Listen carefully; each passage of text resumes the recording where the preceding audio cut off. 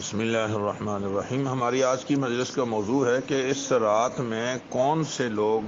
محروم رہ جاتے ہیں۔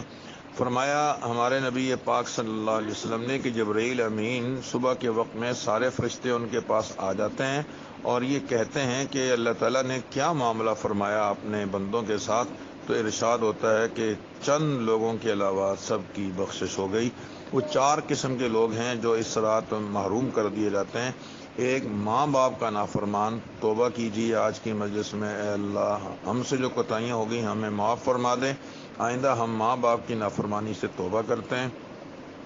جن کے ماں باپ دنیا سے چلے گئے ان کو چاہیے کہ اپنے ماں باپ کے لیے دعاؤں کا اہتمام کریں، صدقہ خیرات کا اہتمام کریں، ایصال ثواب کا بھرپور اہتمام ہو، اور انشاءاللہ اللہ پاک ہمیں اپنے ماں باپ کے مطیع اور فرمانبردار بچوں میں شامل فرمائے گا۔ اور دوسرا فرمایا کہ شرابی آدمی جو شراب پیتا ہے وہ اس کی بخشش اس رات میں بھی نہیں ہوتی۔ الیاذ باللہ، اگر ہمارا کوئی بھی ساتھی جاننے والا اس عمل میں مبتلا ہو تو ہمیں اس پر محنت کر کے اس کو توبہ کروانا چاہیے اس سے پہلے کہ شب قدر میں وہ داخل ہو۔ اور تیسرا آدمی فرمایا کہ جو زنا کی وجہ سے جنبی ہو جائے، زانی ہو بالفاظ دیگر، تو زانی آدمی جو ہے اس کی بھی بخشش اس رات میں نہیں ہوتی اور اللہ رب العزت اس سے سخت ناراض ہیں۔ اور چوتھا آدمی جو آپس میں قطع تلقی کرنے والا اور کینہ رکھنے والا، ایسا شخص جو ہے اس کی بھی بخشش نہیں ہوتی۔ اور فرشتے اس رات میں جن کے گھروں میں جاتے ہی نہیں ہیں ان میں یہی لوگ شامل ہیں، اور بلکہ حدیث میں اس کے علاوہ بھی کچھ لوگوں کا تذکرہ ہے کہ جن کے گھروں میں تصویر ہو، کتا ہو، خنزیر ہو، یا زنا کی وجہ سے کوئی آدمی جنابت کی حالت میں ہو اور اس پر غسل واجب ہو وہ رہتا ہو، اس طرح کے ماں باپ کا نافرمان شرابی، ان لوگوں کے گھروں میں فرشتے داخل ہی کوئی نہیں ہوتے۔ الیاذ باللہ، ہم میں سے کوئی بھی آدمی اگر ان گناہوں میں سے کسی میں بھی مبتلا ہے، خصوصاً ہمارے ہاں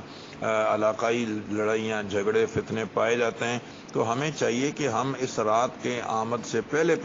اپنے مالک کے سامنے سچی توبہ کریں اور متعلقہ آدمی سے ہم رابطہ کر کے اس سے معذرت کریں۔ اور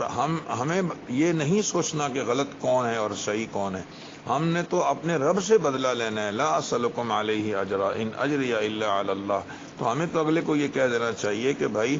اگر فلاں معاملے میں ہمارا اور آپ کا اختلاف چل رہا ہے، اگر اس معاملے میں میں غلط ہوں